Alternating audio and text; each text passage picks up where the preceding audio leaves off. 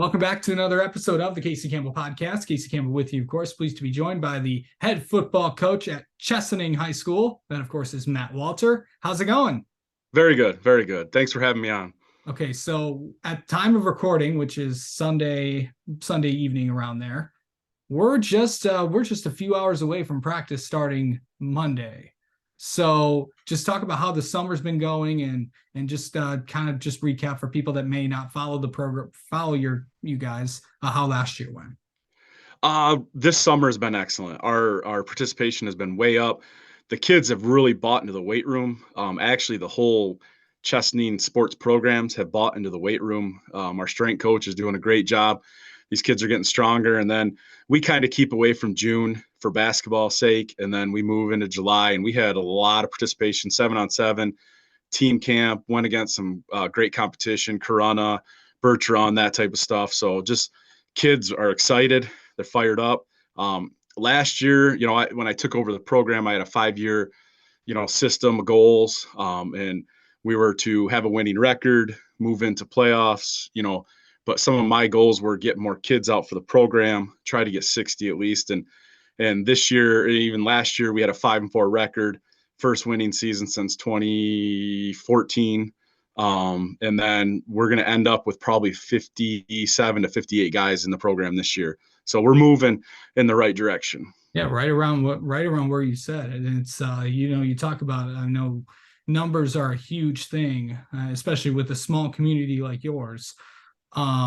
So kind of just talk about what it's been like to just grow this thing and heading into year two. While the coaching staff that we've come up with at Chesaning is excellent. They are technique driven, fundamental driven, but they're also, build great relationships with the kids. And that's what I think. We get a couple kids from the basketball team out, and all of a sudden that sparked more interest with these kids coming out. And it's just the atmosphere and culture, the winning attitude. They've been losing for so long that sometimes it just becomes second nature. So we're trying to build that with positivity. Bad stuff happens. We got to move forward. And sometimes in the past they've dwelled on it, and we got to keep moving forward. And I think we have leaders now, especially at the senior group. We got great leaders there, and there's not just one or two, there's 4 or 5. Yeah. And then you move into the junior group, and we got 3 or 4 there. So I mean, the leadership is unbelievable, and that's what we live and die by: respect, leadership, and team. And that's what we, as a staff do as well. So Okay, so I know you mentioned those kids. Now let's get to talk. Let's talk with that. Let's talk about them for a second. Talk about some of the returners that are coming back. I did this with a couple of. Let's start, position wise. We'll start with the skill positions. So QB, running back, wide receiver. So we have two capable quarterbacks right now, and they both bring something different to the table. Max Volk and Brady Sager. They're both juniors.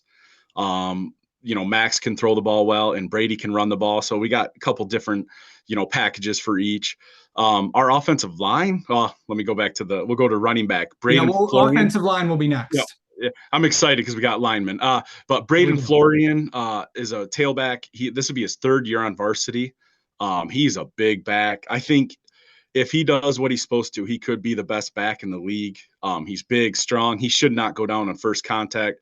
Our skill position, Keegan Stoddard, he's our deep threat. He is so athletic, so strong. We'll throw the ball up to him, and he'll go grab it.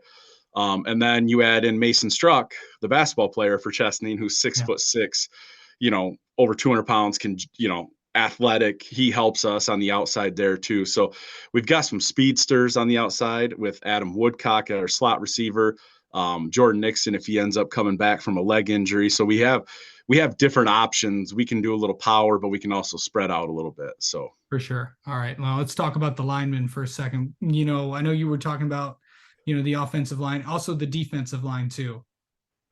So the offensive line, we are actually going to be a couple guys, 3 or 4 guys above 250 pounds. We've been really small I think we've had maybe 1 or 2 big kids on the line, and the rest were a little bit undersized. Now we have 2 tackles that are 270 plus, and we've got a guard that's 250, and we've got a couple other guys. So it's nice to have that size, because sometimes you just got to get in front of someone and move them. And then there's other times where you're undersized, you're going against a Grayson or a New Ulthrop, and that's tough. So it's nice to have that. Seth Schlick will be our left tackle. He's a big boy at 6'3", 280. And then Braden Birch, which Seth's a junior, and Braden Birch, who's a sophomore, 6'2", 270. Well, great feet, excellent feet, and he'll help us tremendously. And both those guys will play a little bit of defense of line too. Keegan Stoddard will move to DN. Again, big, strong, athletic kid at wide receiver, but he can also hold his own. And the defense we kind of run, we're able to be a little undersized at the D line as long as they can just hold their own and allow our linebackers to make plays. Yeah. Speaking of linebackers, let's talk about those in the secondary. Where are we at there? Cal Frazier, he's going to be a junior. He played last year as an outside backer. He is strong. He is thick. He is athletic. He is smart. He's probably going to be our best backer. Braden Florian will also play that middle backer. He's strong and his instincts are on point. And then we've got couple other guys, Jackson Hill and some other guys that are going to fill in at those other outside backer spots. Our safeties are going to be your quarterbacks are your leaders on offense, and your safeties can be your quarterbacks on defense, and that's what Max Folk and Brady Sager will do at the backside of our defense. And then our corners, Alec Fowler, I believe, is the best corner I've ever had as a player, and we will smack you on the line, and he doesn't let guys off the line at all. And he's big, strong, and he's by far the best leader we have. And so our defense is always solid because we've got great athletes and we let them play. We're not going to be complicated. We're not going to have a lot of stuff. We're going to let them play, and they do some good things. All right. Special teams, where are we at there? I have a great special teams coach. He does excellent job. He'd probably be upset if I say any of our what we're going to do or anything like that. But we lose Lucas Powell, who last year had 3 kickoff returns for touchdowns from kickoff, and then had 1 punt return. So we got to find that guy. But we've got like Adam Woodcock, who's again shifty, undersized slot receiver that is really fast. He can do some things. So we'll find that out the first week who's gonna be back there. Yeah. All right. So now we've talked about everybody position wise. Let's talk about the schedule.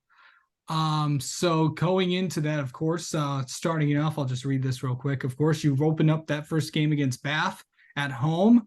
On August 31st, you're at New Lothrop. September 8th, home against Mount Morris. September 15th at Langsburg. September 22nd at Montrose. September 29th, home against Ovid Elsie. October 6th, home against Durand. October 13th at Otisville Lakeville Memorial, and then finishing it off October 20th at Carrollton. So pretty good schedule. Tough schedule. Yeah, it is tough a very schedule. Tough schedule. Yeah. Well, you can't.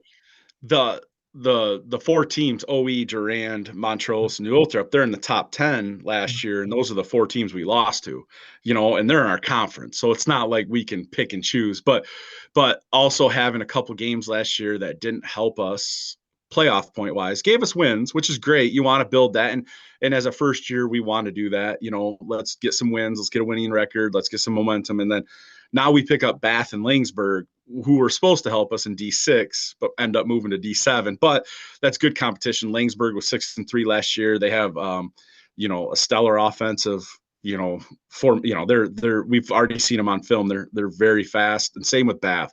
Bath does a lot of good things. So it's going to be a tough season, but we want to do that. It'll make you better if we can get into the playoffs, which is our goal. And you're playing that tough schedule, it'll help you in the months of end of October, November. So we're excited. We think we've got some good things going, and we think we can be successful. Okay, so this past week, not a lot of football activities have been going on. I know a lot of coaches have kind of said, okay, well, what are we going to do? How did you approach last week? So the weight room is still open. We still have football guys in there lifting. I've got great contact with our leaders to see how things are going. I've been up at the school every day, and I've got guys throwing on the field on their own. They're doing that type of stuff. Our coaches met twice this week just to prepare because we all want to be on the same page. when we run practice, we want to be efficient, not waste time. So our staff does a great job with that. So we're all prepared for Monday. And then I know past couple days we've kind of taken some time to be with our families because after this weekend it's going to be a lot of football. Yeah, and it starts tomorrow. Yep. So kind of talk about, these next 2 weeks. What do you really want to see in these next two to just kind of go through and go there? So we have a good idea of some of our positions, but we have some couple positions that we need to find another player. So hopefully we'll do a couple two a days. Monday through Thursday we'll have a couple two a days where we focus on an offensive practice. Then we come back and focus on a defense because we've got a couple defensive positions that we got to find the right person. And if you can just focus on that, in one practice, you can kind of get an idea. And they'll have 4 days of that. So and then you know just trying to find the right we're installing new offense right now a little bit, so trying to find the right formation on the offensive line. Like we know who's going to be there, but who's going to be where, because we've got a couple guys that could move to center, could move to guard. So just trying to find that, what clicks the best, what offensive line clicks the best, and then obviously defensive line same way, because those are going to win you games, offense and defensive line. So Absolutely. All right. Well, Matt, thank you so much for coming on and talking with us, and best of luck to you guys this year. thank you very much. Thanks for having me.